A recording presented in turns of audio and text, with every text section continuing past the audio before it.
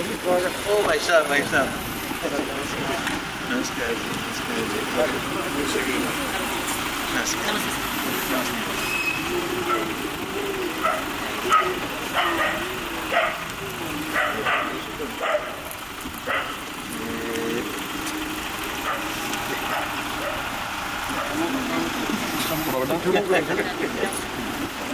वे बर्फी हाँ बर्फी प्रधान है हमारे बिल्कुल महासभा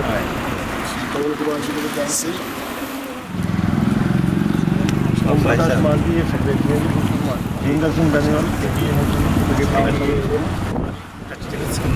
ईश्वर सिंह भगवान सिंह शेरा है सर आप इधर आइए प्रधान भगवान जी हमारे डिस्ट्रिक्ट एजुकेशन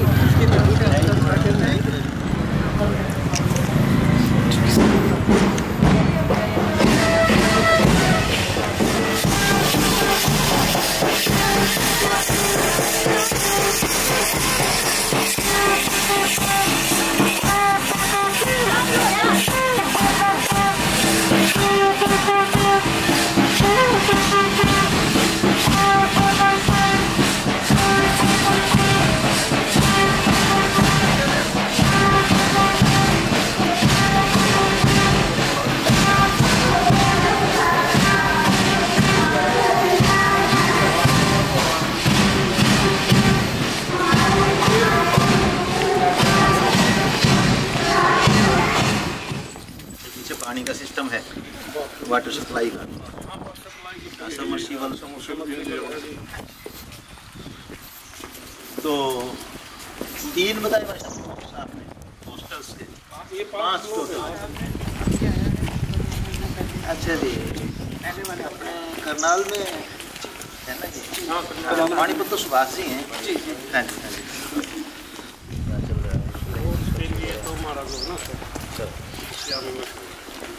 अभी पीछे नेपाल बहुत कुछ हो सकता है कोचिंग लेके 2 महीने मलेशिया एशिया में कॉम्प्लेक्स टाइप कैंटीन है सर कैंटीन है यहाँ हाँ और बच्चों को डेली यूज़ की सारी चीज़ें मिल जाती हैं नर्सरी है सर क्या तुम्हारी जो बेटियाँ हैं उनकी भी हो गया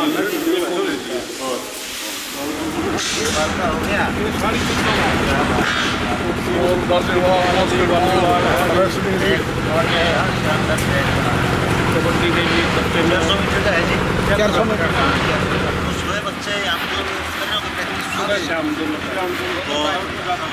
प्रैक्टिस शाम हाँ बिल्कुल जरूरी है कई कारण हैं सबसे पहला तो खुद स्वस्थ रहेंगे मानसिक तौर पर मतलब स्वस्थ होना बहुत जरूरी है कुश्ती का मैटर हाँ जी कुश्ती का मतलब आपने तो स्वर्ग बना रखे है बच्चों क्या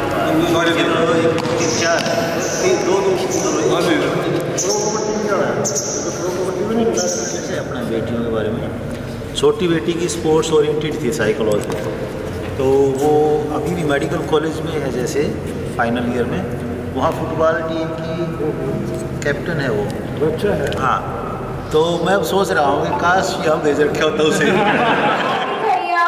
खत्म हो चुकी है क्योंकि जिस घड़ी का हमें बेसब्री से इंतजार था हमारे आज के मुख्य अतिथि वो हमारे बीच जल्द ही उपस्थित हो रहे हैं तो जोरदार तालियों के साथ स्वागत करेंगे आज के हमारे मुख्य अतिथि doctor Pawan Kumar Sharma ji honourable chairman board of school education Haryana उनके साथ में मैं स्वागत करना चाहूंगी डीओ मैडम श्रीमती ज्योत्सना मिश्रा जी का उनके साथ में है डॉक्टर बलजीत सिंह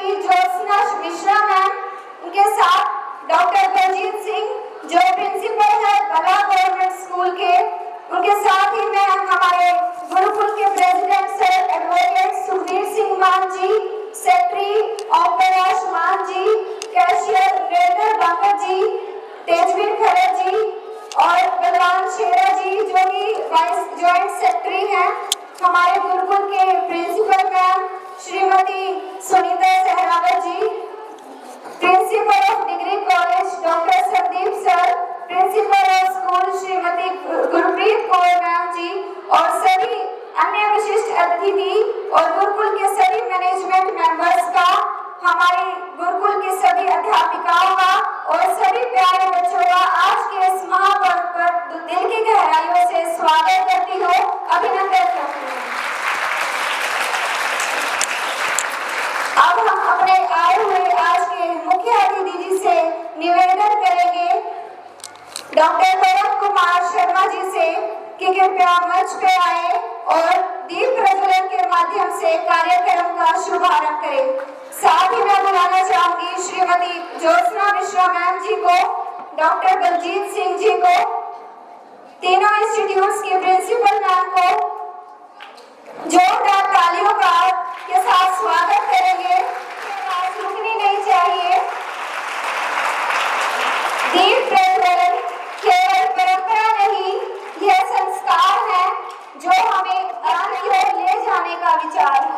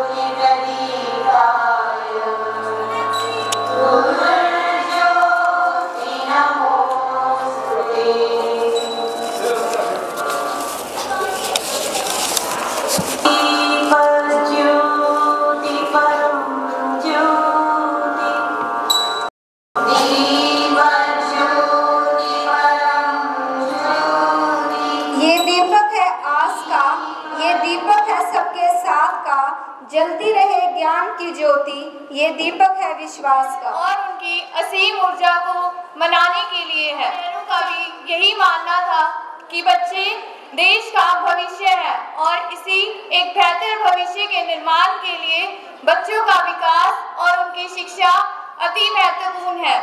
बचपन की वो दुनिया कितनी प्यारी थी, बचपन की वो दुनिया कितनी प्यारी थी, खुशियों से भरी हर लम्हा फुलहारी थी, खुशियों से भरी हर लम्हा फुलहारी थी। आज फिर उन यादों को ताजा करेंगे, आज फिर उन यादों को ताजा करेंगे जहां हर मुस्कान में एक अलग खुमारी थी, जहां हर मुस्कान में एक अलग खुमारी थी। अब कार्यक्रम को आगे बढ़ाते हुए वेलकम सॉन्ग की प्रस्तुति के लिए हमारे विद्यालय के प्रतिभाशाली छात्रों को मैं मंच पे बुलाना चाहूंगी। वेलकम सॉन्ग के लिए खुशी एंड ग्रुप का तालियों के साथ स्वागतम स्वागतम स्वागतम स्वागतम स्वागतम स्वागतम स्वागतम स्वागतम। कोमल फूलों से खुशबू बनकर आप यहाँ आए हैं, सबके मन का गीत बनकर आप यहाँ आए हैं। कोमल फूलों से खुशबू बनकर आप यहाँ आए हैं, सबके मन का गीत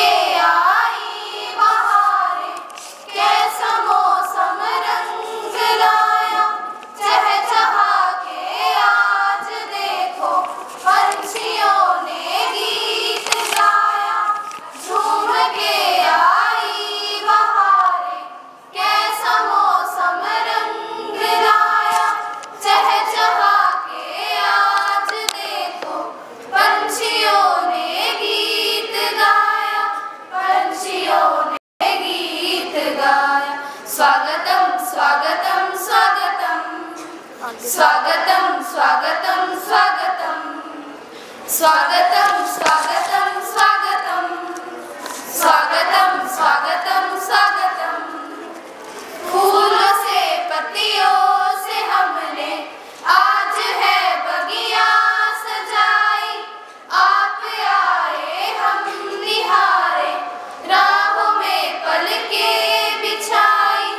फूलों से पत्तियों से हमने आज है बगिया सजाई, आप आए हम निहारे राहों में पलके बिछाई, राहों में पलके बिछाई। स्वागतम स्वागतम स्वागतम स्वागतम स्वागतम स्वागतम। आपका बहुत बहुत धन्यवाद। Now I request our respected principal sir, Dr. Sandeep sir, to address the gatherings and share his inspiring words with us. Give a big round of applause for sir. आज के मुख्य अतिथि professor doctor Pawan Kumar Sharma ji, chairman Haryana शिक्षा board Bhiwani, आदरणीय president Shri Sukhbir Singh Maan जी, secretary Shri Om Prakash मान जी, joint secretary Shri Balwan Singh जी, cashier Shri Narendra Singh ji, former president Shri Dalip Singh Maan जी, जगत सिंह मान, मेर सिंह जी, भगवान जी, कृष्ण डांडा जी, तेजवीर खरब जी, राम सिंह जी, सुरेंद्र बेनीवाल, डिप्टी डीए राजकुमार जी और महासभा के सभी माननीय सदस्य। जैसा कि मुझे आदेश हुआ कि मैं आज के हमारे मुख्य अतिथि प्रोफेसर डॉक्टर पवन कुमार शर्मा जी का परिचय आप सभी को, हमारे बच्चों को, हमारे स्टाफ को, हमारी महासभा के मेंबर्स को मैं दूं, तो इस कड़ी में मैं सबसे पहले बताना चाहूँगा कि प्रोफेसर डॉक्टर पवन कुमार जी का जन्म 3 फरवरी 1968 को गांव जुलाना में हुआ। बड़े ही एक साधारण परिवार में गांव जुलाना में हुआ और इनकी प्रारंभिक शिक्षा मैट्रिक तक गांव जुलाना के ही सरकारी स्कूल से हुई। उसके बाद ग्रेजुएशन गवर्नमेंट कॉलेज जींद से बीएससी मेडिकल किया। उसके बाद कुरुक्षेत्र विश्वविद्यालय कुरुक्षेत्र से एमएससी ज़ूलॉजी और पीएचडी इन्होंने वहाँ से किया। और मैं इस नाते भी डॉक्टर पवन का स्वागत करता हूँ गुरुकुल में कि वो मेरे फेलो ज़ूलॉजिस्ट भी हैं। मेरा और डॉक्टर पवन का सब्जेक्ट भी एक ही है, तो छोटे हैं, मित्र हैं, छोटे भाई की तरह हैं। हमने जब सोचा कि पवन जी को यहाँ बुलाएं, एक फ़ोन पर ही इन्होंने कहा कि भाई साहब मैं जरूर आऊँगा। फिर एक दिन हम इनको इन्वाइट करने भिवानी चले गए। इन्होंने ये कहा कि इस काम के लिए आने की जरूरत तो नहीं थी भाई साहब आपको। कहते हैं जब आई गए तो फिर ब्रेकफास्ट करके ही जाना। फिर सवेरे सवेरे हमने वहाँ परोठे खा के फिर वापस आए डॉक्टर साहब के। तो इस उसमें मैं बताना चाहूँगा कि वर्तमान में पवन जी के पास अध्यक्ष board of school education Bhiwani, पूर्व पद पहले भिवानी में सचिव के रूप में भी काम कर चुके हैं, संयुक्त सचिव board of school education Haryana Bhiwani. ये प्रिंसिपल गवर्नमेंट कॉलेज में भी रहे, government PG college Charkhi Dadri, government college Baund, government college Mandi Hariya, जिला उच्च शिक्षा अधिकारी चरखी दादरी। तो ये जो रिस्पॉन्सिबिलिटीज इन्होंने डिलीवर की हैं वो इनके एडमिनिस्ट्रेटिव कौशल को दर्शाता है। शिक्षा और अनुसंधान, इनको पीएचडी 1992 में प्राप्त की। विभिन्न प्रतिष्ठित जर्नलों में 45 से ऊपर इनके रिसर्च पेपर्स पब्लिश हुए। ज़ूलॉजी विषय में पीएचडी के लिए 22 स्टूडेंट्स को और एमफिल के लिए 25 स्टूडेंट्स को as a guide, as a supervisor इन्होंने उन बच्चों को अपनी पीएचडी और एमफिल पूरी करने में उनका मार्गदर्शन किया। अनुसंधान पद्धति, रिसर्च मेथोडोलॉजी के संसाधन व्यक्ति, रिसोर्स पर्सन के रूप में आप व्याख्यात हैं। शैक्षणिक अनुभव, ज़ूलॉजी विषय में 33 वर्षों का शिक्षण अनुभव डॉक्टर साहब के पास है। पीजी शिक्षण पोस्ट ग्रेजुएट कक्षाओं को 10 वर्षों से अधिक समय तक गवर्नमेंट कॉलेज नारनौल में इन्होंने पढ़ाया। विषय विशेषज्ञ भी रहे हैं। ज़ूलॉजी विषय में विभिन्न विश्वविद्यालयों के पैनल पर विषय विशेषज्ञ के रूप में डॉक्टर साहब ने काम किया। 2007 में गवर्नमेंट कॉलेज नारनौल में जूलॉजी, बॉटनी और केमिस्ट्री विषय में एमएससी कक्षाएं शुरू कराने का श्रेय इनको जाता है और इसका मैं प्रत्यक्षदर्शी गवाह भी रहा हूँ कि इनके जो मेहनत इन्होंने वहाँ एमएससी शुरू कराने की 2007 में कोई गवर्नमेंट कॉलेज सोचता भी नहीं था कि हम कोई एमएससी का कोर्स शुरू करा दें, लेकिन पवन जी ने वो 3 एमएससी की कक्षाएं वहाँ शुरू करवाई गवर्नमेंट कॉलेज नारनौल में, बॉटनी, जूलॉजी एंड केमिस्ट्री, और इनको राष्ट्रीय और अंतर्राष्ट्रीय स्तर पर भी बहुत प्रसिद्धि मिली है, बहुत पहचान मिली है। यूएसए की नॉर्थ कैरोलिना स्टेट यूनिवर्सिटी से डॉक्टर साहब गोल्ड मेडलिस्ट भी हैं। Biological association North Carolina state university USA के लाइफ टाइम डिप्टी गवर्नर के रूप में भी डॉक्टर साहब सम्मानित हुए। और nematological society of India IARI Pusa road Delhi के ये लाइव मेंबर हैं। नेशनल सम्मान भी इनको मिले। जिला प्रशासन तथा गणतंत्र दिवस और स्वतंत्रता दिवस पर सर्वश्रेष्ठ शिक्षक के रूप में सम्मानित। हरियाणा के माननीय राज्यपाल द्वारा प्रथम श्रेणी सनद से सम्मानित। एक और सबसे बड़ी बात, आपने देखा डॉक्टर साहब को, आप विश्वास नहीं करेंगे कि 32 बार 32 times he have donated the blood in various blood donation camps। 32 बार खून देना बेटा जोरदार कर।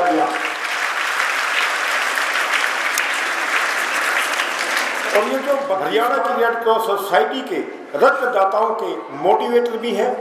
लखनऊ, चंडीगढ़ आदि में विभिन्न सेमिनार्स में राष्ट्रीय स्तर पर राज्य रेड क्रॉस सोसाइटी का भी प्रतिनिधित्व किया और जेई, नीट, UGC जैसी विभिन्न राष्ट्रीय स्तर की ऑनलाइन और ऑफलाइन परीक्षाओं में नेशनल टेस्टिंग एजेंसी के ऑब्जर्वर के रूप में भी काम किया और इतनी सारी अचीवमेंट करके आज डॉक्टर साहब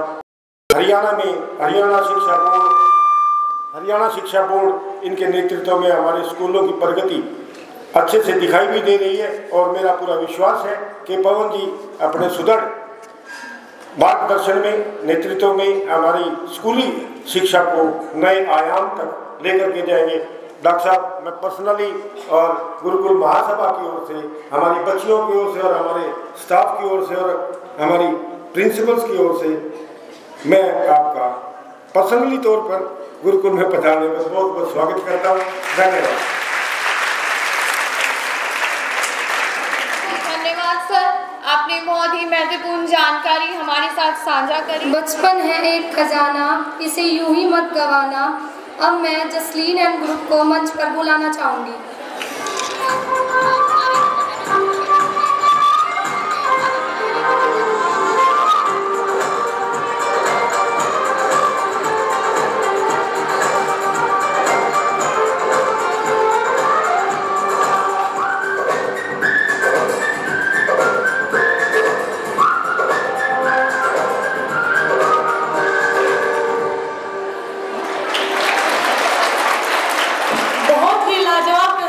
हमारे गुरुकुल के छोटे छोटे बच्चों की तरफ से कृपया जोरदार तालियों का इनसे धन्यवाद।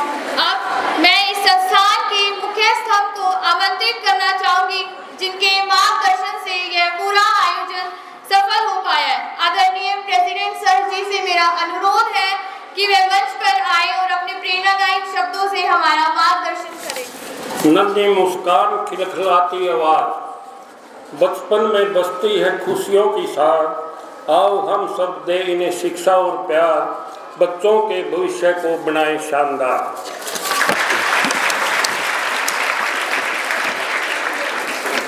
आज के हमारे मुख्य अतिथि Pawan Kumar Sharma ji, chairman Haryana education board Bhiwani, तो DO श्रीमती ज्योत्सना देवी DO करनाल, आदरणीय डॉक्टर प्रिंसिपल बलजीत सिंह जी जो बड़ा स्कूल में पोस्टेड हैं, और हमारे सेक्रेटरी साहब ओम प्रकाश जी, सह सचिव बलवान सिंह, कैशियर नरेंद्र बांगड़ जी, मेंबर हमारे मेर सिंह जी, बलवान सिंह जी, तेजवीर जी, भगवान सिंह जी, और भूतपूर्व प्रधान श्री जगत सिंह जी और भूतपूर्व प्रधान Dalip Singh ji, Tejveer Singh Kharab ji, advocate deputy DA Surender Beniwal ji, वह सभी मंच पर बैठे हुए सभी सम्मानित मेरे साथी और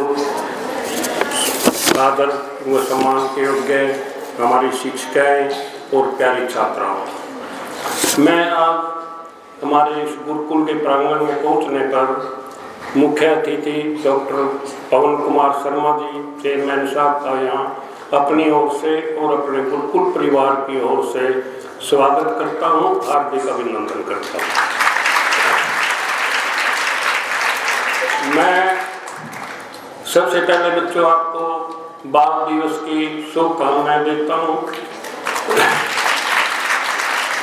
वैसे तो बाल दिवस कल 14 नवंबर को है, लेकिन किसी कारणवश हमने एक दिन पहले इसका आयोजन किया है। तो बाल दिवस ये 14 नवंबर को भारत में 14 नवंबर को मनाया जाता है, बाकी विश्व में 20 नवंबर को मनाया जाता है। 1954 में जब यूनाइटेड नेशन की जनरल असेंबली में बच्चों के अधिकारों के लिए विचार विमर्श हो रहा था, तो उस टाइम ये था कि बच्चों के अधिकारों के लिए क्या किया जाए, एक दिन साल में ऐसा फिक्स किया जाए जहां बच्चों के अधिकारों के प्रति, उनको सुविधाओं के प्रति उन पर विचार विमर्श हो। तो इसके बाद दिवस सेलेक्ट किया गया और 20 नवंबर इसके लिए चुना गया। लेकिन भारत में जब पहले प्रधानमंत्री पंडित जवाहरलाल नेहरू जी 27 मई 1964 को उन्होंने अपने प्राण त्याग दिए, तो उसके बाद भारत में, क्योंकि जवाहरलाल नेहरू जी का बच्चों से बड़ा प्यार था, बच्चों के बीच में बड़ा टाइम वो व्यतीत करते थे, बच्चों के प्रति, उनके अधिकारों के प्रति काफ़ी जागरूक थे, तो उनके प्यार और समय को देखते हुए भारत में फैसला लिया गया भाई उनके जन्मदिन को, पंडित जवाहरलाल नेहरू जी के जन्मदिन को बाल दिवस के रूप में मनाया गया। बाल दिवस का मुख्य उद्देश्य यही है बच्चों कि हम आपके अधिकार, आपको शिक्षा, आपको प्यार, आपको संस्कार दिए जाएं और आपके अधिकारों की रक्षा की जाए, अच्छी शिक्षा दी जाए, अच्छे संस्कार दिए जाए, ताकि आप जिंदगी में आगे सफल रहो। तो इसके बाद बच्चे जो हैं वो देश का भविष्य है। हर आदमी की एक सोच है कि भाई जो आज ये बच्चे हमारे सामने बैठे हैं ये कल के भविष्य के देश के निर्माता भी हैं और इन्हीं के हाथों में देश का भविष्य सुरक्षित है। हमारे मुख्य अतिथि जी, इनके बारे में हमारे प्रिंसिपल डॉक्टर संदीप कंगवाल जी ने काफ़ी कुछ डिटेल में बताया है। बड़े ही नरम स्वभाव के व्यक्तित्व के धनी हैं। इन्होंने एक फ़ोन कॉल पर ही हमारे को स्वीकार किया है, इसके लिए मैं उनका दोबारा से धन्यवाद करता हूँ। और मैं थोड़ा अपने गुरुकुल के बारे में भी अपने मुख्य अतिथि को बताना चाहूँगा। जैसा कि चेयरमैन साहब अभी चलते चलते हमने आपको बताया था भाई खेलों में हमारा जो गुरुकुल है, हमारी संस्था जो वो वर्ल्ड लेवल पे भी मशहूर हो चुकी है, क्योंकि यहाँ दूसरे देशों से आके भी टीम में कोचिंग के लिए आती हैं। हमारी एक लड़की गोल्ड मेडल में, एशिया के गोल्ड मेडल में भी प्राप्त किया उसने, सरकार की तरफ से उसको इनाम भी 3 करोड़ रुपए मिला है। पूजा द्वारा आपके तो गुआंड की है। और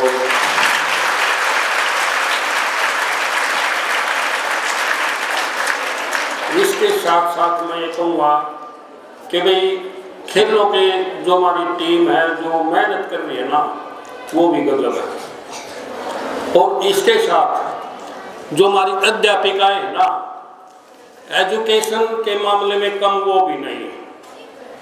हमारी अध्यापिकाएं भी बहुत मेहनत करती हैं और उसी मेहनत का फल है कि आपके हमारे 3 बच्चों ने, एक तो आपके हरियाणा बोर्ड के उसमें 6th रैंक हासिल किया है, दूसरी ने 13वां रैंक हासिल किया है और तीसरी ने 22वां रैंक हासिल किया।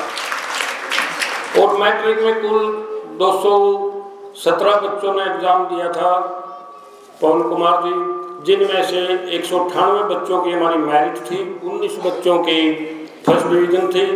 टोटली हमारा 100% रिजल्ट रहा। ये हमारी मेहनती शिक्षिकाओं का ही रिजल्ट है। और मैं आगे भी ये उम्मीद करूँगा कि आगे भी हमारा रिजल्ट इसी प्रकार रहा है, इसी प्रकार बच्चों का भविष्य सुरक्षित रहे, अच्छे संस्कार। हमारी शिक्षिकाएँ जो है पढ़ाई के साथ साथ बच्चों को संस्कार भी प्रदान करती हैं। और बच्चों, मैं आपको भी कहूँगा कि आप भी अच्छे संस्कार सीखो, डिसिप्लिन में रहो, मेहनत करो, अपने माँ बाप का नाम रोशन करो, तभी इस बात भी उसका फायदा है। तो जय भारत, जय लुधियाना, जय गुरुकुल, धन्यवाद।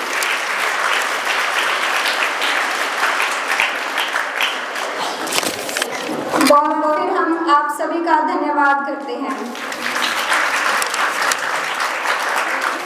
डांस और म्यूजिक के इस संगम के बीच अब आपके सामने आ रही है एक ऐसी प्रस्तुति जो हम सबको हमारी जड़ों, हमारी मर्यादाओं और हमारी परंपराओं से जोड़ता है। वो संस्था जिन्होंने हमेशा सत्य, अहिंसा और संस्कारों का संदेश दिया है।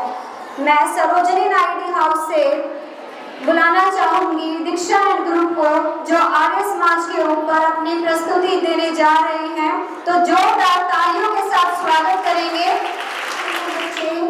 आर्य समाज के सिद्धांतों को एक संगीत और गीत नृत्य के माध्यम से आप सबके सामने प्रस्तुत करने जा रहे हैं। अगर 200 साल पहले वो ज्ञान की ज्योतियां जलती, तो हम आज भी अज्ञान के अंधेरे में सोते। हमारे पैरों में आज भी गुलामी की बेड़ियां श्रृंगार करती। अगर स्वामी दयानंद सरस्वती ना होते, अगर स्वामी दयानंद सरस्वती ना होते। जब आग उठाने का भी डर, आवाज गगन में गूंज रही। अज्ञानी फौज भारत में रोज स्वामी दयानंद से जूझ रही। एक निर्भीक लीडर सन्यासी से लाखों की सेना ढूंढ रही। कोई पथ ना दिखता बचने का, ना युक्ति कोई सूझ रही। हर बार त्याग वो जग के हित में शिव की खोज में निकल पड़े। कांपते दुश्मन उनसे डर कर, सिंह गरज से गरज खड़े। दीपक की भांति खुद जल के जिसने अंधेरा दूर किया। भारत का सदा शासन कर रहा, देश की सपना दूर किया। ओ दयानंद स्वामी दयानंद स्वामी दयानंद वो अमर रहे। कमल संत कल्याणी को जो खुद प्राणों की डगर चले। ओ दयानंद स्वामी दयानंद स्वामी दयानंद वो अमर रहे। कमल संत कल्याणी को जो खुद बहुत ही शानदार प्रस्तुति। स्वामी दयानंद सरस्वती जी के सिद्धांतों को इतनी सुंदरता से मंच पर जीवंत करने के लिए एक बार पुनः हमारे विद्यार्थियों के लिए तालियां हो जानी चाहिए। समय आ गया है हमारे मुख्य अतिथि Shrimati Jyotsna Mishra ma'am, district education officer. Ma'am आपसे रिक्वेस्ट करती हूँ कि कृपया मंच पर आएं और बच्चों को अपना आशीर्वाद प्रदान करें। जोरदार तालियों के साथ मैम का स्वागत करेंगे। तालियों की गड़गड़ाहट रुकनी नहीं चाहिए।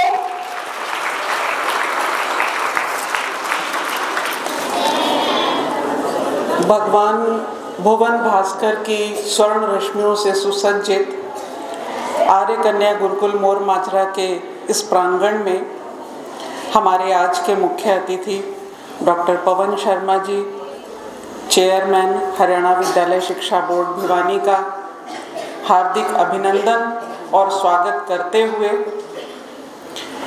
भारतीय संस्कृति के संवर्धन में प्रयासरत आर्य कन्या गुरुकुल की प्रबंधन समिति से जुड़े हुए सभी माननीय सदस्यों, अपनी प्रतिभा और मेधा से इस गुरुकुल की छात्राओं के व्यक्तित्व निर्माण में लगी हुई इस विद्यालय के प्रबुद्ध शिक्षिकाओं और मेरे प्यारे बच्चों, मैं आप सबका आभार व्यक्त करती हूँ कि मुझे बाल दिवस के अवसर पर आपके बीच प्रथम बार आने का सुअवसर प्राप्त हुआ है।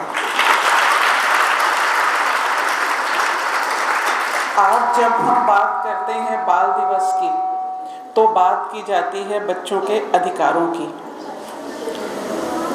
अगर अभी हम अपने सामाजिक परिदृश्य को देखें तो हमारे बच्चे अपने अधिकारों के प्रति पूर्ण जागरूक हैं और हमारी चाहे सामाजिक संस्थाएं हो, शिक्षण संस्थाएं हो, सरकार हो, सभी बच्चों के अधिकारों को लेकर सजग हैं।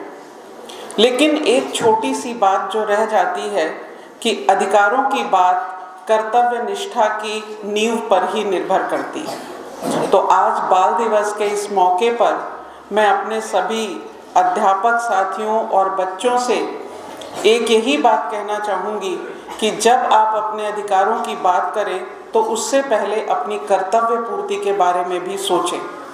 यदि हम अपने कर्तव्यों का ठीक से पालन करें, चाहे वो विद्यालय के प्रति हो, अपने गुरुओं के प्रति हो, अपने माता पिता के प्रति हो, अपने देश के प्रति हो, तो निश्चित रूप से हमारे गुरुकुल का एक उद्देश्य जो आपके बहुआयामी व्यक्तित्व का विकास है, वो निश्चित रूप से उस उद्देश्य को प्राप्त करने में हम सफल होंगे।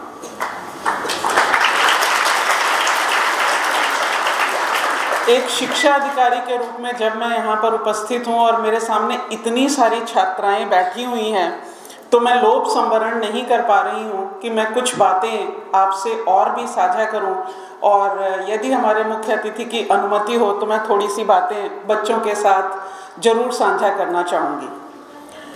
अभी जब आपके विद्यालय की रिपोर्ट प्रस्तुत की जा रही थी तो सबसे प्रमुख तथ्य जो उभर कर आया वो इस विद्यालय की छात्राओं का खेलों के प्रति विशेष रुझान और विशेष उपलब्धियां पाना है। तो खेल एक बहाना है जो हमारी शारीरिक शक्ति के विकास में बहुत ज़्यादा सहायक है। बच्चों, जब हम अपने देश की बात करते हैं तो आपने सुना होगा कि हमारे देश में व्यक्ति के शारीरिक विशेषताओं को बहुत महत्व दिया गया है कि उसकी ऊंचाई कैसी हो, उसका भार कैसा हो, ताकि वो एक स्वस्थ संतति का निर्माण कर सके। और जब हम अपने बच्चियों की ओर देखते हैं तो बहुत सारी बच्चियां कुपोषण की शिकार हैं। बच्चों का खाना ठीक ढंग से नहीं हो पा रहा है, जिसके कारण उनका जो शारीरिक व्यक्तित्व है वो बहुत कम होता जा रहा है। अगर हमारी ये बच्चियां खेलों में अपनी पूरी रुचि दिखाएंगी, अपनी शारीरिक शक्ति का इस्तेमाल करेंगी, तो निश्चित रूप से उनको भूख भी ज़्यादा लगेगी, अच्छा भोजन ग्रहण करेंगी, और जब वो अच्छा भोजन ग्रहण करेंगी तो शारीरिक दृष्टि से सशक्त होते हुए वो भारत की एक सशक्त भावी पीढ़ी का निर्माण करेंगी। तो इसलिए आप खेलों को खूब इंजॉय कीजिए और उसके साथ साथ अपने पोषण पर भी विशेष ध्यान दीजिए, क्योंकि कई बार ऐसा होता है कि आपके अध्यापकों के पूरा ध्यान देने के बावजूद भी हमारी बहुत सारी बच्चियां अपने भोजन को स्किप कर देती हैं या कहीं ना कहीं उसको ठीक ढंग से नहीं ले पाती हैं। तो आज इस मंच से ये मैं जरूर अपील करूंगी कि सभी बच्चियां अपने शारीरिक स्वास्थ्य का विशेष रूप से ध्यान रखेंगी। तो मैं उम्मीद करती हूँ सभी बच्चे ऐसा करेंगे। ओके, एक और बात जो मैं आपसे साझा करना चाहती हूँ, जब बात आती है गुरुकुल की, तो भारत की शिक्षा व्यवस्था की ओर भी हमारा ध्यान जाता है। एक सामान्य सामाजिक भ्रांति इस तरह से बन गई है कि गुरुकुल एक ऐसे विद्यालय हैं जहाँ पर केवल प्राचीन संस्कृति की शिक्षा दी जाती है, पुरानी बातें सिखाई जाती हैं। लेकिन हमारे जो गुरुकुल हैं वो शिक्षा और तकनीक के विशेष केंद्र रहे हैं।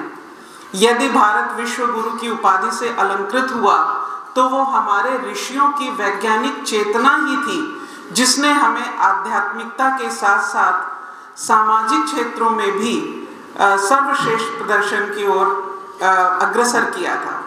चाहे उस समय बात हो व्यापार की, उसके लिए परिवहन के लिए विशेष रूप से बनाए गए साधनों की आवश्यकता थी, और यदि ये साधन नहीं होते तो शायद हम विश्व व्यापार में इतना अग्रणी नहीं होते। तो इस क्षेत्र में भी हमारे ऋषि मुनियों ने ध्यान दिया। यदि हम चिकित्सा की बात करें ऐसे तत्व की परिकल्पना केवल हमारी भारतीय संस्कृति में ही की गई है, तो निश्चित रूप से चिकित्सा विज्ञान भी हमारे ऋषियों की शोध का एक गहन विषय रहा है। इस तरह से सभी क्षेत्र, यदि हम भोजन की बात करें और आप विश्व के सभी भोजन की श्रृंखलाएं देखें, तो जितनी विविधता हमारे भोजन में दिखती है, जितना उनके गुणों का विश्लेषण हमारे भोजन में चीज़ें शामिल की गई हैं, उतना आपको विश्व के किसी अन्य देश में देखने को नहीं मिलेगी। ये भी हमारे ऋषियों का ही शोध था। उसका परिणाम है कि उन्होंने तरह तरह के रसायनों पर, तरह तरह के भोजन पर शोध किया और हमारे सामने खाद्य पदार्थों की एक विस्तृत श्रृंखला उपस्थित कर दी।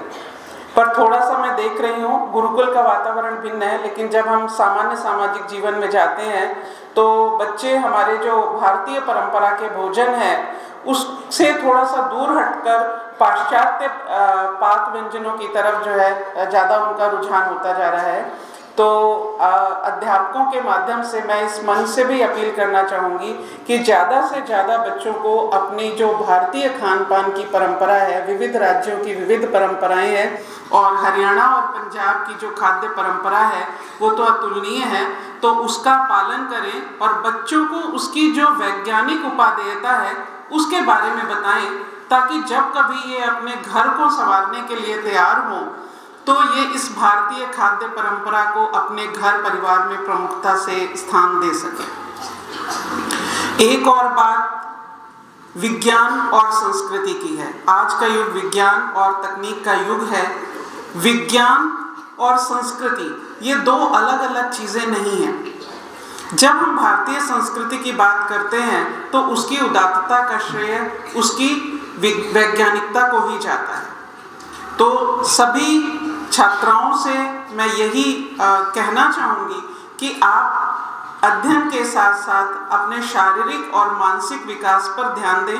अपनी आध्यात्मिकता के साथ साथ अपनी वैज्ञानिक चेतना को आप जितना अधिक बढ़ाएंगे, हमारा देश उतनी ही अधिक तरक्की करेगा।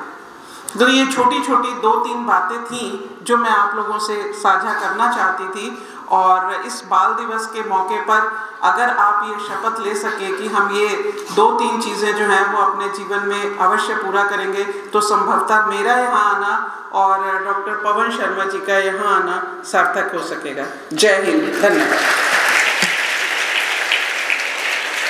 Thank you so much ma'am. ये हमारे गुरुकुल के लिए भी बहुत ही गर्व की बात है कि आप अपना कीमती समय निकालकर हमारे बीच मौजूद हुए और हमारे गुरुकुल के छात्राओं को सामाजिक, आर्थिक, शारीरिक विकास को बढ़ावा देने के लिए आपने कुछ महत्वपूर्ण बातें इनके सामने प्रस्तुत की। धन्यवाद।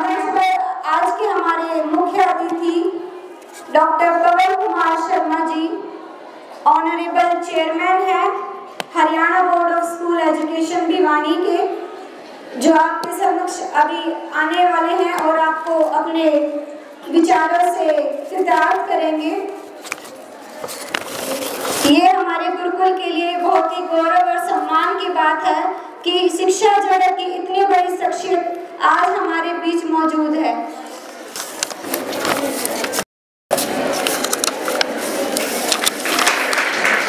जोरदार तालियों के साथ स्वागत करेंगे। मान और सम्मान के योग्य आज के इस आर्य कन्या गुरुकुल मोर माजरा के प्रबंधन समिति के सभी सदस्यगण, श्री सुखवीर सिंह मान एडवोकेट साहब,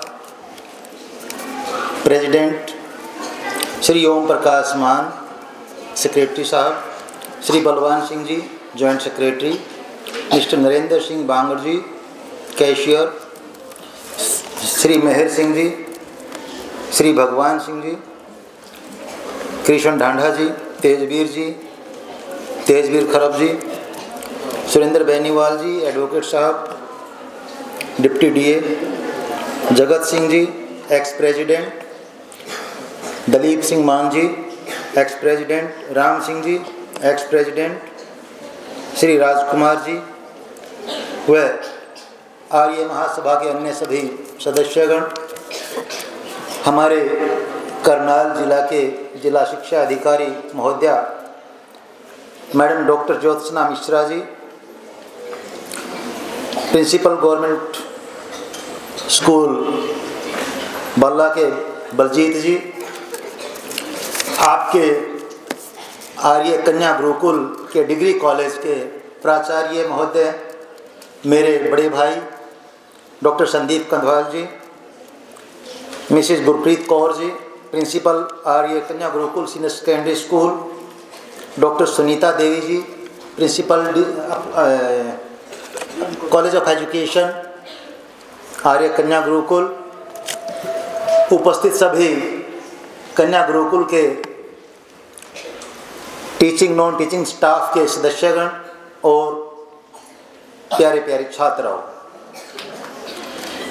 सबसे पहले मैं आपकी आर्य कन्या गुरुकुल की जो मैनेजमेंट है, महासभा है, इनका और आपके स्कूल और कॉलेज के एडमिनिस्ट्रेशन से जुड़े हुए जितने भी अपने टीचिंग नॉन टीचिंग स्टाफ के सदस्यगण, इनका आभार व्यक्त करना चाहूँगा कि मुझे ऐसी पुण्य भूमि में और एक ऐसे आदर्श शिक्षण संस्थान में आज मुझे आपने आमंत्रित किया और बेटियों के साथ मेरे कुछ जो जीवन के अनुभव है वो साझा करने का अवसर प्रदान किया, जिसके लिए मैं आपका तहे दिल से आभारी हूँ।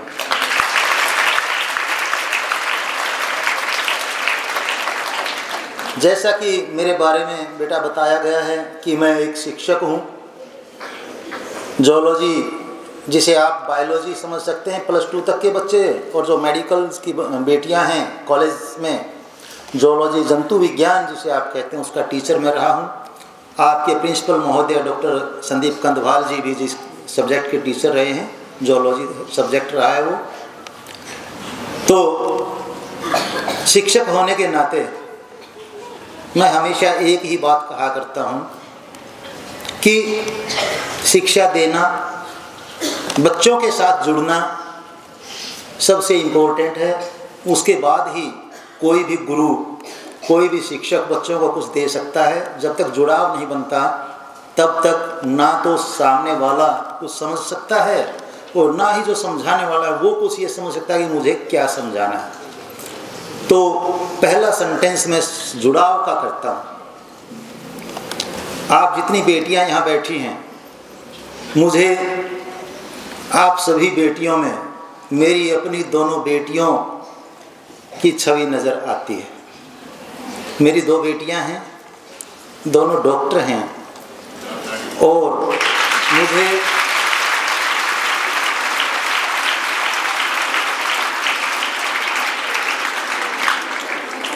वो दोनों मुझे डांटती भी हैं, मुझे ये भी पूछती हैं क्या खाया है, क्या पिया है, पानी पिया नहीं पिया, आराम किया नहीं किया। तो बेटियों, आप तो ना केवल आप अपने लिए, आप तो पूरे परिवार के लिए एक वरदान हो भगवान का।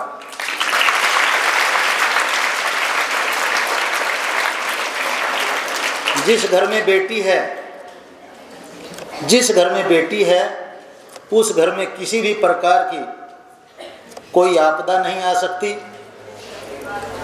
जिस घर में बेटी है वहाँ कोई किसी और प्रकार की पूजा पाठ करने की ज़रूरत नहीं।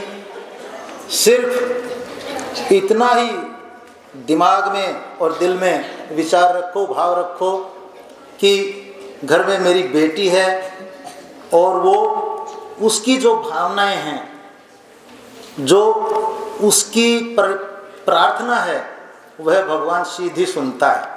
कोई ज़रूरत नहीं है। के बारे में बात किया करता हूँ और नंबर 3 पर विद्यार्थियों के बारे में बात किया करता हूँ। अब तरीका है ये, तो हम इसको चाहे तो नंबर 3 से शुरू कर देते हैं।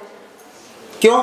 क्योंकि मैंने पहले ही कहा है, आप अपने आप में यदि एक लेवल की बात हम करें, अध्यात्म की हम बात करें अपने आप में एक उच्चता की, तो आप सबसे ऊपर के शिखर पर हैं। इसलिए बात भी आपसे ही शुरू करेंगे।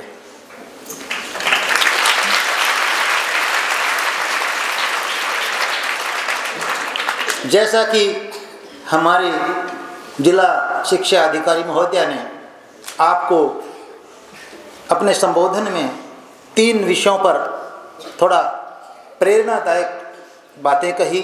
आपको किस प्रकार से अपने आप को स्वस्थ रखना है, किस प्रकार से आपको अपना आदर्श जीवन जीना है, किस प्रकार से आप अपने आप को गोल जो आपका वो अचीव करने के लिए आगे बढ़ा सकते हैं। मैं सबसे पहले इन्हीं विषयों पर आपसे बात करना चाहूँगा। जैसा कि हमारे शास्त्रों में भी लिखा है, वेदों में लिखा है कि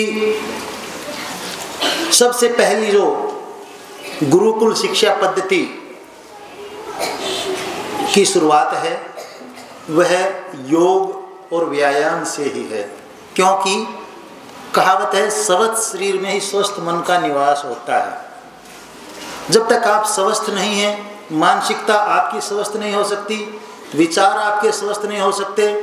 और विचारों का महत्व इंसान के जीवन में इतना है कि यदि हम विचारों की बात करें, जैसे विचार होते हैं उन्हीं विचारों से शब्द बनते हैं, शब्दों से वाक्य बनते हैं, और जिस प्रकार का वाक्य आपका है उसी के आधार पर आपका चरित्र होता है और चरित्र से भाग्य बनता है।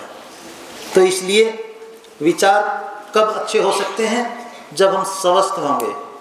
नहीं तो क्या होगा, यदि आदमी कोई भी इंसान मान लीजिए किसी प्रकार से अस्वस्थ है, कोई किसी प्रकार की व्याधि कोई बीमारी है, तो उसको सब कुछ नीरस लगता है। ये दुनिया भी कुछ नहीं है, जीवन भी कुछ नहीं है, समाज भी कुछ नहीं है। क्यों? क्योंकि विकार शरीर में है, वहाँ से विचार पैदा हो रहे हैं। तो इसके लिए क्या किया जाए? पहले हम समस्या देखते हैं, फिर हम उसका समाधान ढूंढते हैं। इसके लिए एक ही सूत्र है, एक ही फार्मूला है। सुबह चाहे आपका नियम 5 बजे सुबह उठ जाने का है, ब्रह्म मुहूर्त जिसे हम कहते हैं, चाहे 6 बजे उठ जाने का आपका नियम है यहाँ गुरुकुल में। सबसे पहले आप जो रोज़मर्रा का अपना एक दिनचर्या का जो होता है प्रोसेस, उसके बाद योग ज़रूर करें। योग क्रिया यदि आप करेंगे, हमारे ऋषि मुनियों ने भी यही कहा है।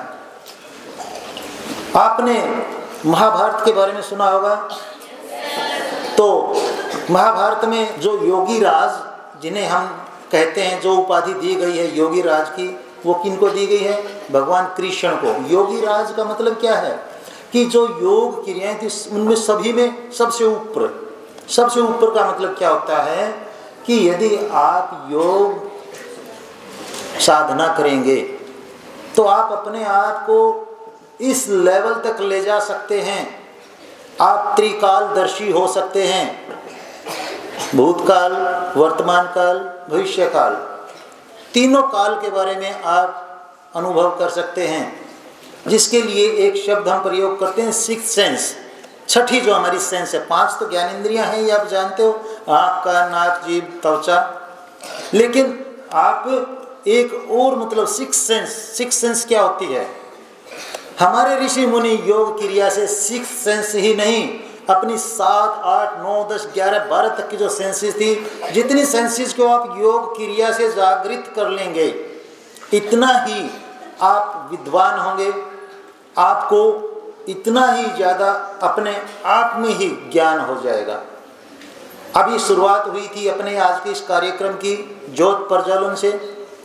आपके दिमाग में यह क्वेश्चन जरूर आया होगा कि दिन का समय है, दिन में ज्योति की क्या ज़रूरत है, कोई अंधकार भी कहीं नहीं है। ये सिंबॉलिक था। सिंबॉलिक का मतलब होता है एक तरह से प्रतीकात्मक। साथ में एक मंत्र का उच्चारण भी किया जा रहा था, हम सभी ने सुना था, ज्योति परम ब्रह्म ज्योतिर जनार्दने ज्योति हर में पापो ज्योतिर्नमस्तुते।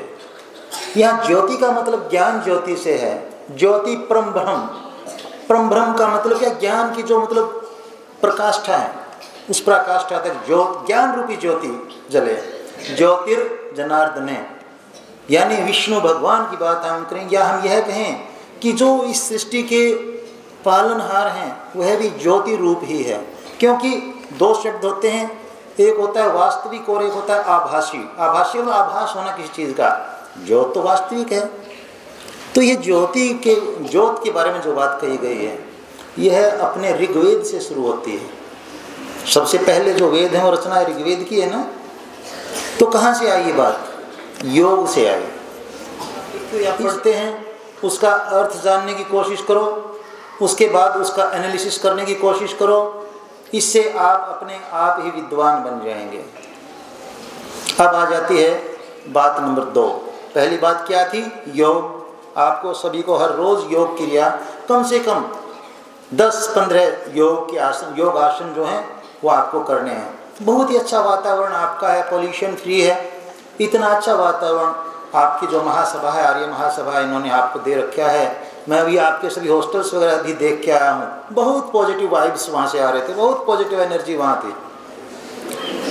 अब बेटा जब इतनी उम्र हो जाती है तो अनुभव होते हैं इंसान के लाइफ के, तो इंसान ऐसा उपद्रव कर सकता है।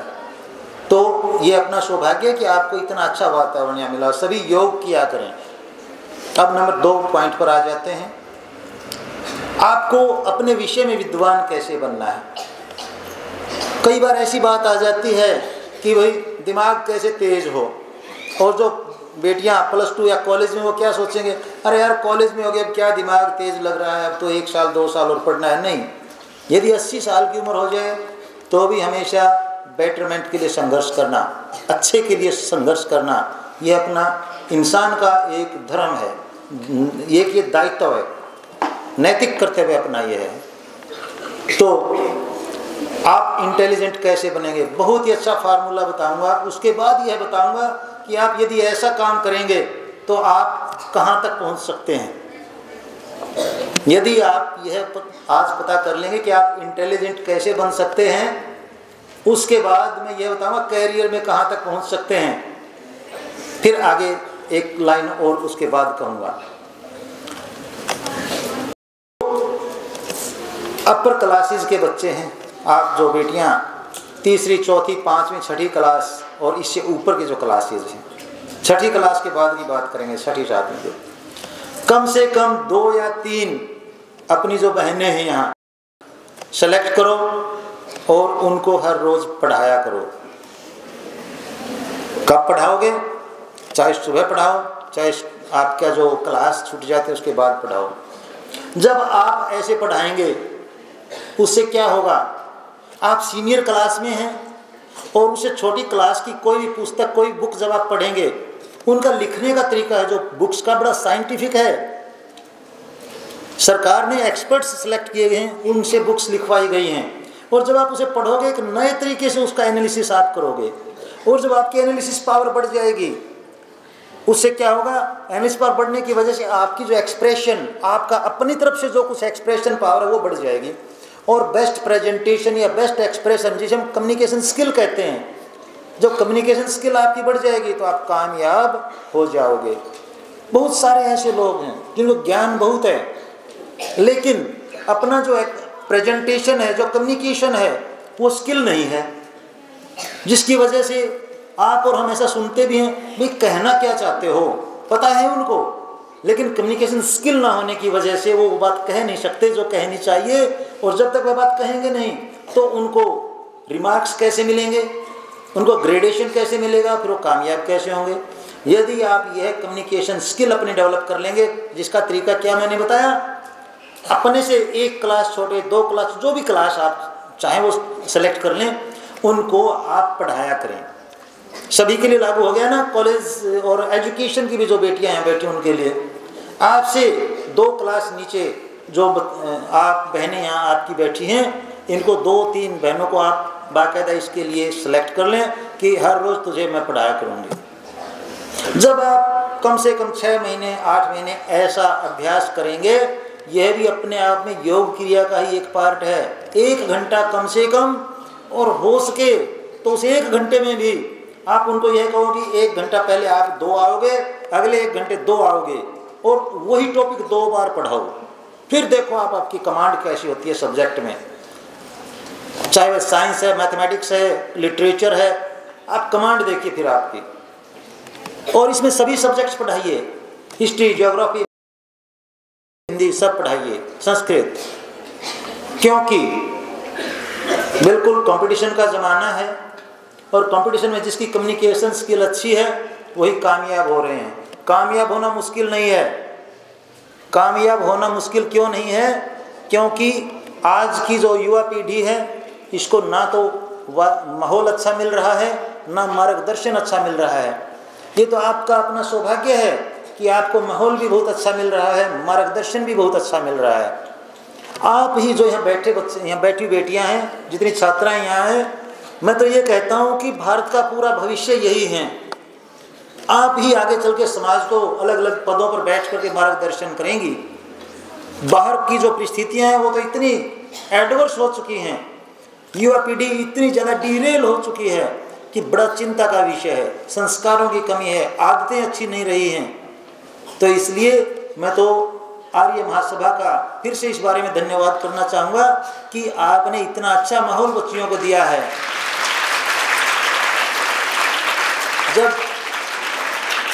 जब कॉलेजेस में, यूनिवर्सिटी में या स्कूल्स में कहीं जाने का अवसर मिलता है, वहाँ जब जिस प्रकार से देखते हैं, फिर वही बात फिर आ गई, सिक्स सेंस वाली वाइब्स जब वहाँ से आती हैं, इतना दुख होता है कि भविष्य का क्या होगा। लेकिन अब आगे से मैं बिल्कुल इस बारे में दुखी नहीं होऊंगा। मुझे पता है कि मेरे देश का भविष्य, मेरे प्रांत का भविष्य, मेरी बेटियां बैठी हैं, आप जरूर संभाल लोगे।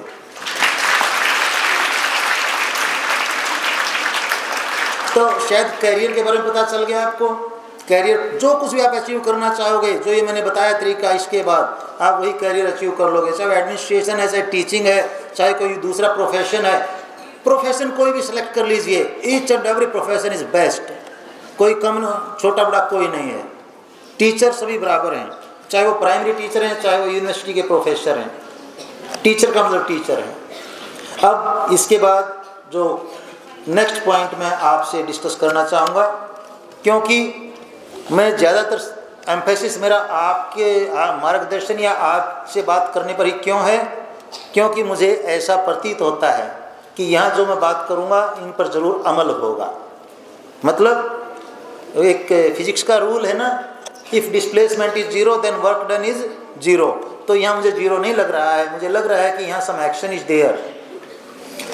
तो नेक्स्ट पॉइंट जो मेरा है वह यह है कि हमें प्रेरणा कहाँ से मिले कुछ करने की, या किस प्रकार से किया जाए। एक शब्द आता है कोरिलेट करना, कोरिलेशन। कोरिलेट करने का मतलब क्या है? आपने ज़रूर पढ़ा होगा, आपके सिलेबस में आया है ऐसा पॉइंट कि महाभारत काल में गुरु द्रोणाचार्य पांडवों को शिक्षा देते थे, राजकुमारों को शिक्षा देते थे। एक वहाँ पर वनवासी बालक वहाँ आता है जिसका नाम एकलव्य होता है, भील कम्युनिटी उनकी थी। वह कहता है कि मुझे भी आप धनुर्विद्या सिखा दीजिए। गुरु द्रोणाचार्य कहते हैं कि आप कहीं और सीखिए, मैं राजकुमारों को शिक्षा देता हूँ, आपको शिक्षा नहीं दे सकता। उन्होंने कहा कि मेरी श्रद्धा आप में है, मैं आपको ही गुरु बनाना चाहता हूँ। तो उन्होंने कहा कि मैं तो नहीं आपको पढ़ा सकता। तो उस बच्चे ने क्या किया, जंगल में गुरु द्रोणाचार्य की मिट्टी की मूर्ति बनाई और वहाँ अभ्यास किया, और वह इतना बड़ा धनुर्धर बना कि अर्जुन को भी उसने कंपटीशन दिया। जब आपने पढ़ा ना, सभी राजकुमार जंगल में गए थे, उनका कुत्ता भौंकते हुए उधर आया, तो एकलव्य ने जो तीर साधे और जो छोड़े वहाँ से, बगैर उस कुत्ते के मुख को घायल किए तीर उसके मुख में भर दिए, जिसकी वजह से वो मुख खोल ही नहीं सका। जब सभी ने देखा तो सभी चौकन्ने हो गए, ये तो भाई कमाल हो गया, इतना बड़ा धनुर्धर कौन है, कुत्ते के मुख को तीरों से इस प्रकार से भर दिया कि वो ना तो घायल हुआ और भौंक भी नहीं सकता। देखा तो बच्चा वहाँ एकलव्य है, देखा वहाँ गुरु द्रोणाचार्य की उसने मूर्ति बना रखी। उससे पूछा गया कि आपके गुरु कौन है? बोले मेरे गुरु द्रोणाचार्य हैं। निष्कर्ष क्या है इस बात का, यहाँ करने का? श्रीमद् भागवत गीता चतुर्थ अध्याय में 39वां श्लोक है, श्रद्धावान लभते ज्ञानम। श्रद्धा यदि आपकी है तो आपको ज्ञान का लाभ होगा, आपको ज्ञान मिलेगा। श्रद्धा किस में? गुरु में। गुरु में श्रद्धा रखो। आपके तो गुरु वैसे ही बड़े श्रद्धा के लायक हैं, इतने अच्छे संस्कार आपको दे रहे हैं। जब आप श्रद्धा गुरु में रखोगे तो अपने आप ही आपको ज्ञान की भी प्राप्ति होगी। अभ्यास आपको करना पड़ेगा। अभ्यास करने का तरीका, सीखने का तरीका गुरु बताएंगे, अभ्यास आपको खुद करना है। मेरे विचार से यह आपके लिए इतना काफ़ी है। अब मैं आगे चलता हूँ। शिक्षक साथियों से यहाँ जितने भी स्कूल अपने गुरुकुल, चाहे वह स्कूल स्तर पे है चाहे वह कॉलेज स्तर पे, सभी से मेरा एक ही अनुरोध है कि जब हमारा काम शिक्षा देना है तो शिक्षा देने से पहले हमें अपने आप को भी जागृत करना है। क्योंकि ज्ञान रूपी ज्योति को जलाना या किसी को जागृत करना, अज्ञानता का मतलब सोए हुए हैं, जगाना तभी पॉसिबल है जब हम खुद जागे हुए हैं। सोए हुए आदमी को नहीं जगा सकता, वही जगा सकता है सोए हुए को जो खुद जागृत हो। इसके लिए क्या तरीका है? बिल्कुल वही फार्मूला हमारे ऊपर लागू होता है, सभी शिक्षक साथियों पर, कि हमें अध्ययन जो करना है, हर एक बात को वैज्ञानिक तरीके से, साइंटिफिक तरीके से आप जोड़ें। जैसे कि मैंने भी वेदों की बात की, ऋग्वेद की बात की। ऋग्वेद, यजुर्वेद, सामवेद, अथर्ववेद सभी वैज्ञानिक तथ्य हैं। आप यदि कभी सोचें इस बारे में कि भाई ये संविधान अब बनाया गया है, कब 26 जनवरी 1950 को लागू हुआ है, 26 नवंबर 1949 को तैयार हो गया था, इससे पहले क्या था? नियम कानून इससे पहले कहाँ थे? अब की छोड़िए, आप बात कीजिए जब भगवान राम के बारे में जब हम बात करते हैं, यानी त्रेता युग की बात हम करते हैं, तब संविधान कहाँ था? तब संविधान रामायण के रूप में था। क्यों? क्योंकि समाज में मर्यादाओं की आवश्यकता थी। मर्यादाएं क्या होती हैं? मैं शिक्षक साथियों से अपेक्षा करूंगा कि इस प्रकार से अपने विद्यार्थियों को, छात्रों को इस प्रकार से आप शिक्षा दें। जब कोई भी बात बताएं तो उस समय रामायण की सबसे पहले जब रचना की गई, महर्षि वाल्मीकि जी ने रचना की थी। बताएं क्यों आवश्यकता पड़ी? महर्षि वाल्मीकि जी अपने संध्या का जो उनका एक रूटीन था, उसके लिए स्नान करने जा रहे थे। उन्होंने देखा कोई एक शिकारी क्रौंच पक्षी है, उनको तीर से मार देता है। अचानक ही महर्षि वाल्मीकि जी क्या थे? आदि कवि थे, ब्रह्म ऋषि थे। अचानक ही उनके मन से, दिमाग से नहीं, मन से एक श्लोक निकलता है, मां निषाद प्रतिष्ठाम तवंगम शाश्वते समा यत क्रोश मिथुनादिकमाधिकाम मोहितम। कि हे निषाद, तूने ये काम क्रीड़ा में जो व्यस्त जो ये क्रौंच पक्षी थे, इनकी हत्या कर दी।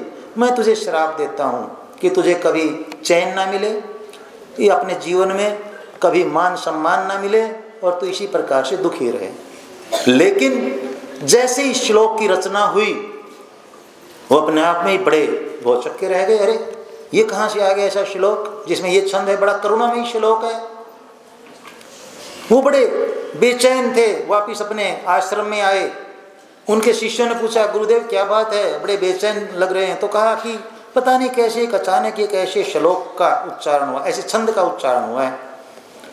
जैसे ध्यान में बैठे, ब्रह्मा जी कहाँ थे? कहीं ऊपर नहीं, अपने अंदर ही हैं। प्रेरणा हुई कि एक ऐसे ग्रंथ की रचना की जाए जिसमें मर्यादाएं हों, और उसका पहला श्लोक यही होगा जो आपने भी बोला है। संस्कृत भाषा का ही पहला श्लोक यही है, इससे पहले नहीं था कोई भी। तो उन्होंने कहा कि इतना करुणामयी क्यों? बोले कि मर्यादाओं की आवश्यकता है, करुणा से ही मर्यादाएं निभाई जा सकती हैं।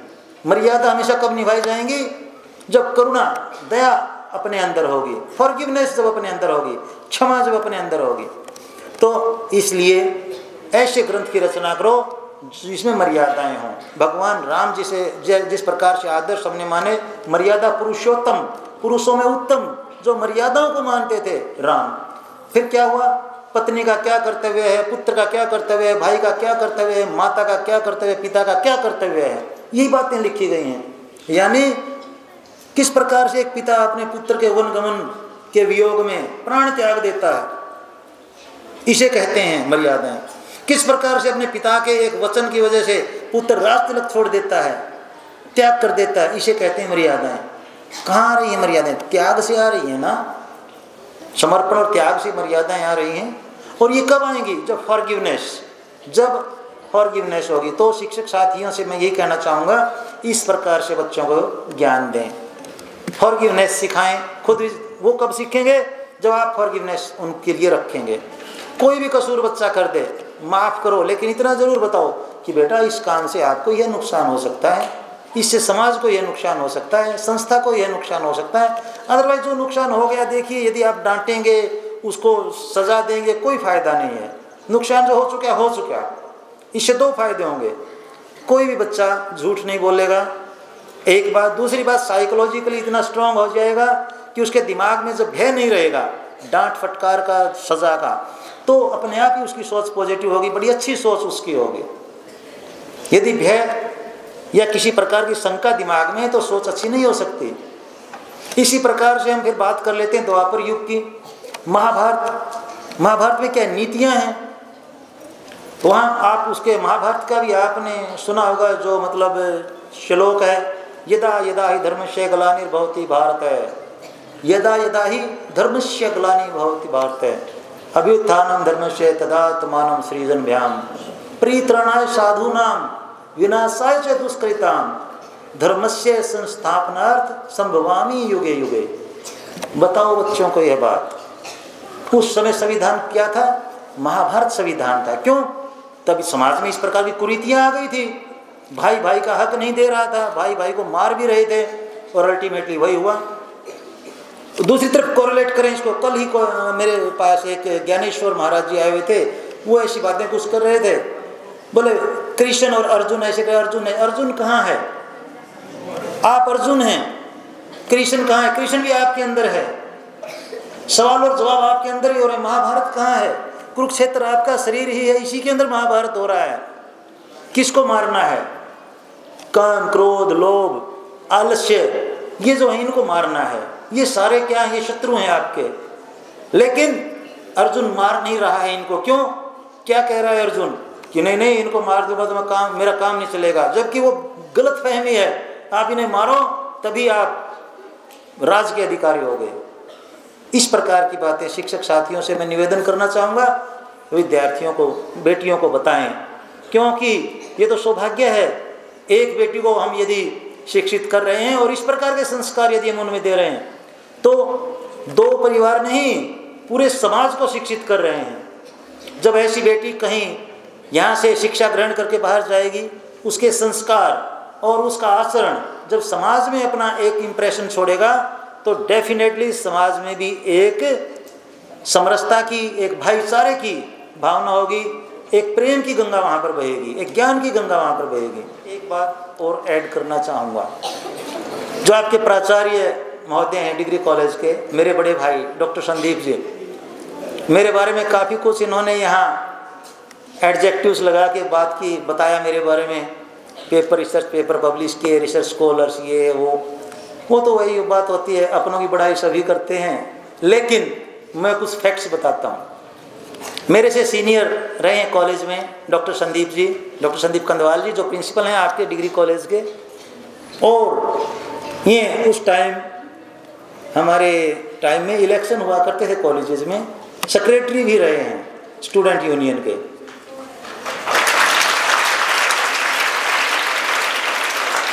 तो जब ये सेक्रेटरी थे तब की बातें बताता हूँ, कॉलेज टाइम की।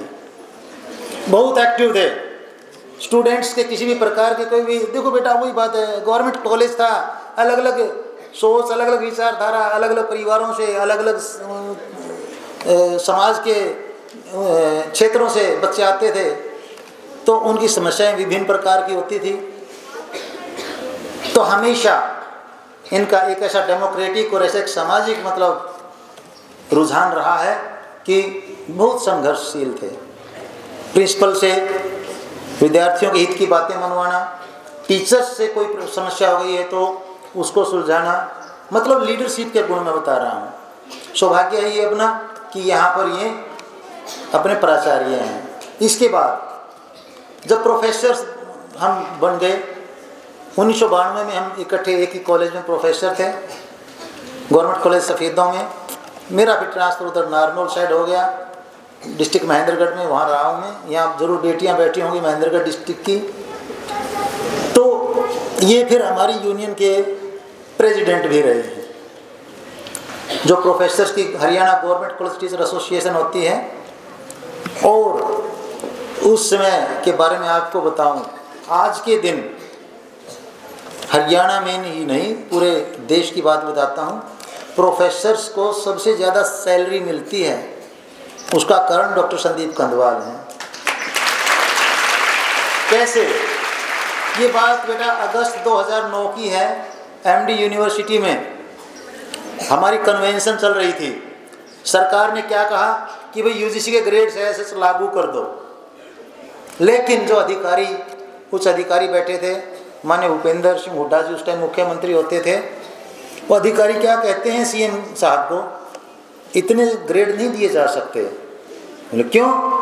बोला कि जो ग्रेड इनको दिए जा रहे हैं 1100 प्रोफेसर इतनी ज़्यादा सैलरी लेंगे, हरियाणा में जो टॉप लेवल के आईएएस अधिकारी हैं सिर्फ 20 को मिल रही है। बोले फिर अब उनको तो सीएम को तो अधिकारियों ने मिसगाइड कर दिया। तो यूनियन के हमारे ऑफिस बियरर उस टाइम जैसे संदीप कंदवाल जी थे, इन्होंने फिर कहा कि आप जो बात कह रहे हैं हम वो मान लेते हैं, क्योंकि आप हो सकता है तथ्यों पर आधारित बात कर रहे हो। यूजीसी को देने ये ग्रेड्स, तो एक बात। दूसरी बात, सरकार पर कोई खर्च नहीं। तो पता क्या कहते हैं अधिकारी, चलो ठीक है आप कहते हो ग्रेड दे देते हैं, लेकिन डेजिग्नेशन नहीं देंगे एसोसिएट प्रोफेसर का। एसोसिएट प्रोफेसर का डेजिग्नेशन जब तक नहीं देंगे तब तक हमें ग्रेड नहीं लेंगे। वो इन्होंने दिलवाया। आज के दिन हरियाणा गवर्नमेंट कॉलेजेस जितने भी हैं उनमें प्रोफेसर ग्रेड भी है। ये डिप्टी डायरेक्टर भी रहे हैं हायर एजुकेशन में, तो प्रोफेसर ग्रेड इन्होंने दिलवाया। मैं क्या बताना चाहता हूँ इन बातों से, इनकी सोच इतनी पॉजिटिव है। इनको आप कोई भी, अभी आपके प्रधान जी, अपने संस्था के जो प्रधान जी हैं एडवोकेट साहब सुखवीर सिंह जी, बड़ी बड़ाई कर रहे थे। बोले कि प्रिंसिपल साहब को कोई भी काम एक बार कह दो, ऐसे जुट जाते हैं कि बस कुछ नहीं देखते, दिन रात काम को करके ही सांस लेते हैं। तो बहुत ही खुशी की बात है बेटा, इनका ज़्यादा से ज़्यादा फ़ायदा अपने को सभी शिक्षण संस्थानों के लिए उठाना है। कोई भी काम हो, चंडीगढ़ का काम हो, पंचकुला का हो, दो ही जगह के मैं बताऊंगा। बोर्ड का तो इसलिए नहीं बताऊंगा कि वहाँ तो यही बैठे हैं, मैं बैठा हूँ तो यही हैं, वहाँ की कोई चिंता नहीं है आपको। हरियाणा विद्यालय शिक्षा बोर्ड से संबंधित क्या परेशानियाँ आमतौर पर होती हैं? आपकी मार्कशीट में स्पेलिंग करेक्शन आ जाती है, कई बार मिस्टेक आ जाती है, आपके रिजल्ट में कोई समस्या है, एनरोलमेंट में कोई समस्या है, परीक्षा से संबंधित कोई समस्या है, बिल्कुल चिंता करने की ज़रूरत नहीं है। आपके हरियाणा विद्यालय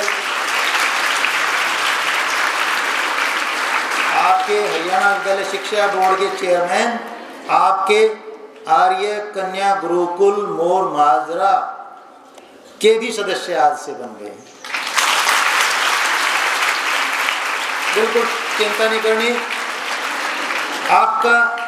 आपकी अप्रोच क्या रहेगी?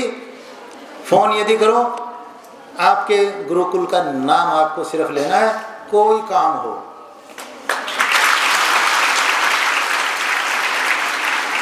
अभी डॉक्टर संदीप जी कह रहे थे, जैसे बोले कि जो मार्किंग सेंटर होता है, इवेल्युएशन 10वीं और 12वीं की जो कापी आती हैं और डीएड की भी कापी जो आती हैं, आंसर शीट्स मार्किंग के लिए, यहाँ एक सेंटर बना दिया जाए।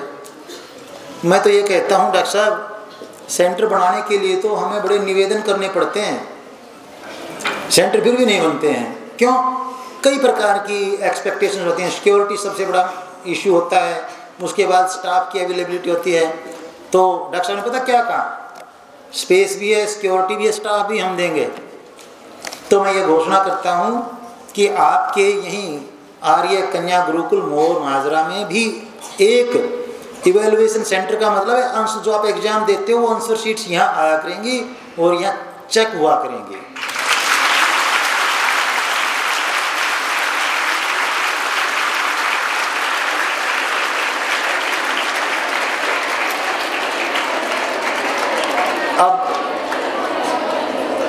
अब मुझे लगता है बेटियां सुबह से बैठी हैं, पीछे तो धूप भी आ गई है, सोचेंगे कि ये तो अजीब प्रोफेसर है, 45 मिनट का लेक्चर होता है, 1 घंटा हो गया, बोर कर दिया।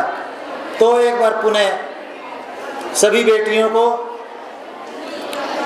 आर्य कन्या गुरुकुल के समस्त स्टाफ मेंबर्स को, आर्य महासभा को, सभी जो यहाँ के पदाधिकारी उनको बहुत बहुत धन्यवाद, बधाई।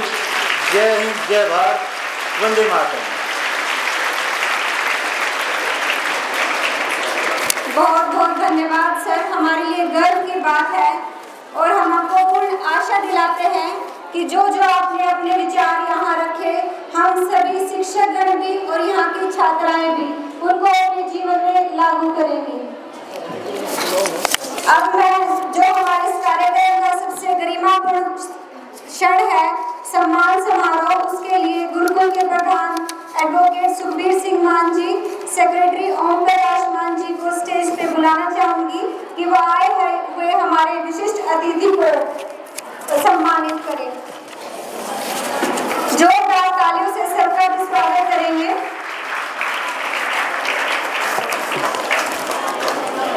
साथ में हमारे बीच श्रीमती ज्योत्सना मिश्रा मैम, डॉक्टर बलजीत सिंह भी और प्रिंसिपल श्रीमती सुनीता हरावत मैम है। जो अब हमारे गुरुकुल के आदरणीय प्रधान जी शोभा के साथ सबका सम्मान कर रहे हैं। जोरदार तालियां हो जाइए।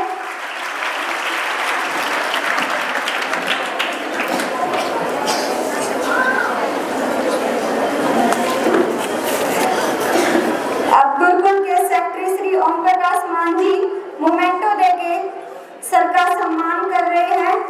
तालियों से सम्मान करते रहिए, आपकी तालियों की गड़गड़ाहट रुकनी नहीं चाहिए। ये गुरुकुल के लिए बहुत ही गरिमापूर्ण क्षण है कि इतनी बड़ी शख्सियत आज हमारे बीच विद्यमान है।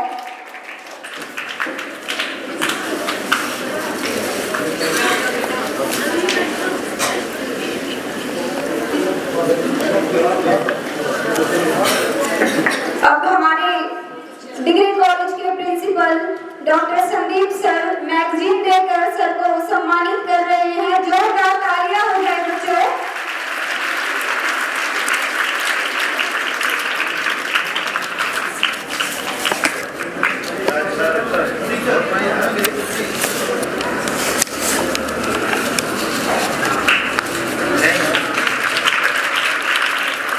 सम्मानित करेंगे हमारे बीच जिला शिक्षा अधिकारी श्रीमती ज्योत्सना मैम को, और इनको सम्मानित करने के लिए मैं हमारे स्कूल की principal ma'am Shrimati Gurpreet Kaur ma'am से निवेदन करूंगी कि वो शाल से उनका सम्मान करें और आप जोरदार तालियों के साथ सम्मान करें। आपकी तालियां रुकनी नहीं चाहिए।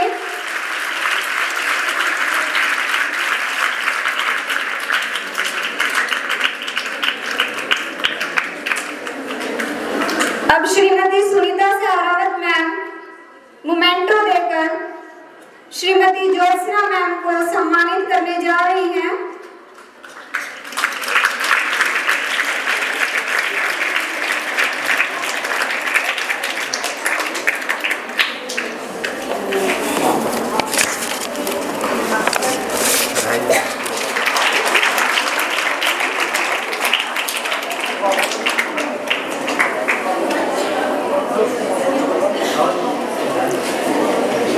अब हमारे गुरुकुल के प्रधान जी मैगजीन देकर मैम को सम्मानित कर रहे हैं।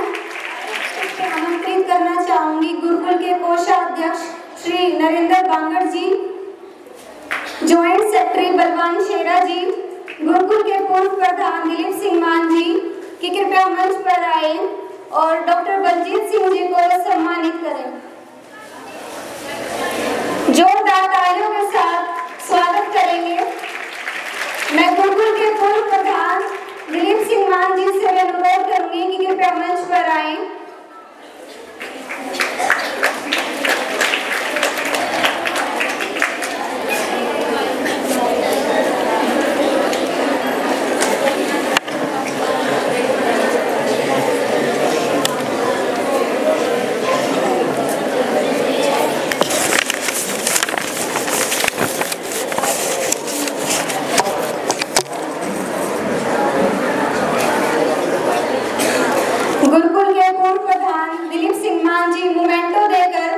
डॉक्टर बलजीत सिंह जी को सम्मानित कर रहे हैं। जोरदार तालियां।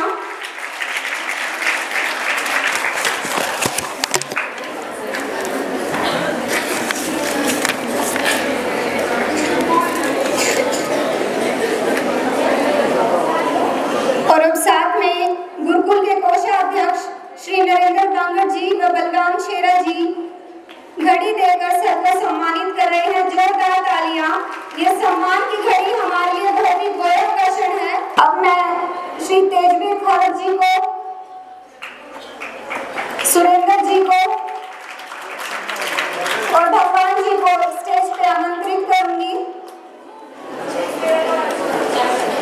तेजवीर खौरत जी जो हमारे बहुत ही मेहनती और कर्मठ गुरुकुल के मेंबर हैं, वो हमारे आए हुए विशिष्ट अतिथि को घड़ी देकर सम्मानित कर रहे हैं। अब मैं अनुरोध करूंगी गुरुकुल के पूर्व प्रधान श्री जगत सिंह मान जी को, उनके साथ में पूर्व सेक्रेटरी श्री राम सिंह जी को कि कृपया मंच पर आए और आए हुए मुख्य अतिथि को छायाचित्र देकर सम्मानित करें। जोरदार तालियों के साथ स्वागत करेंगे सर का। हमारे पूर्व प्रधान जगत सिंह मान जी व उनके साथ पूर्व सेक्रेटरी राम सिंह जी हमारे मुख्य अतिथि को छायाचित्र देकर सम्मानित कर रहे हैं। जोरदार तालियां। महेश सिंह जी जो हमारी कमेटी के मेंबर हैं, भगवान नरवाल जी और ईश्वर सिंह मान जी से अनुरोध करूंगी कि कृपया मंच पर आए।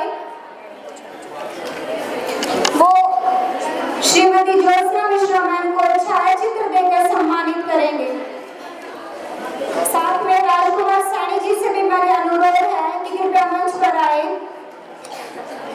राजकुमार सैनी सर कृपया मंच पर आए। हमारी डिस्ट्रिक्ट एजुकेशन ऑफिसर हैं श्रीमती ज्योत्सना मिश्रा मैम, उनको छायाचित्र देकर सम्मानित कर रहे हैं। हमारे बहुत ही आदर मान सम्मान के योग्य committee members.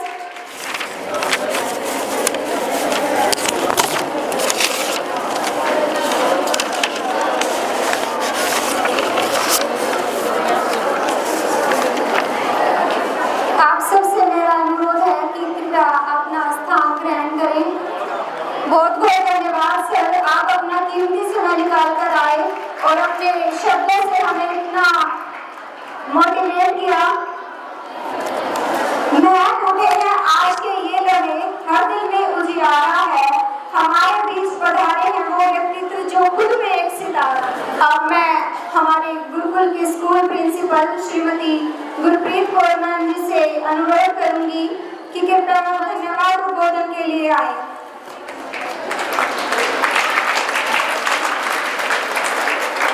Thank you, Rupal.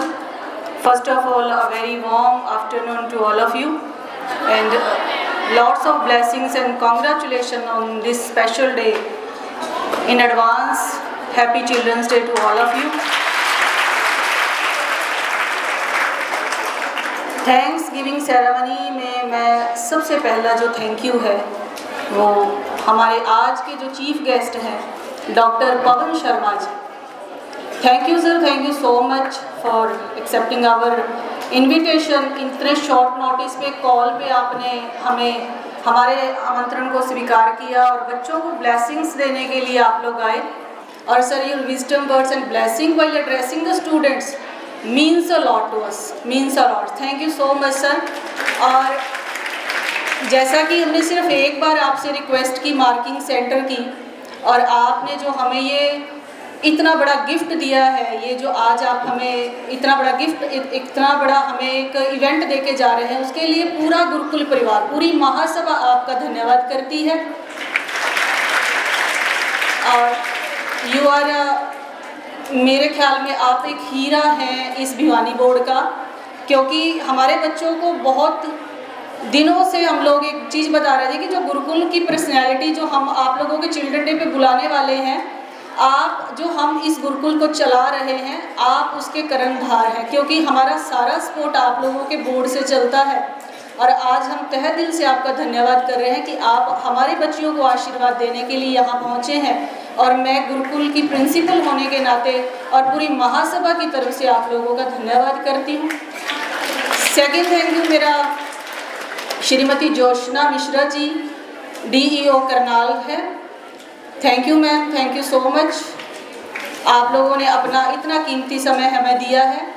Doctor Baljeet जी जो हमारे पीछे कई 3 साल से, जब से मैं गुरुकुल में वर्किंग हूँ, 3 साल से एज अ BEO हम इनके साथ जुड़े हुए हैं। अब ये बला में प्रिंसिपल शिप पे हैं बॉय स्कूल, तो सर का भी बहुत बहुत धन्यवाद है कि आप गुरुकुल में आए हैं।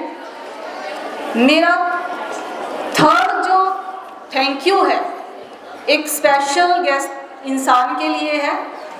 मेरे सीनियर फेलो भी हैं doctor Sandeep Kandhwal ji. Doctor Sandeep Kandhwal ji, thank you for conceptualisation for this event and bringing it to life. मेरे ख्याल में अगर इस इवेंट को आज जिंदा किया गया है, इस इवेंट में किसी ने जान डाली है, तो आपके सपोर्ट एंड इनिशिएटिव एफर्ट से है।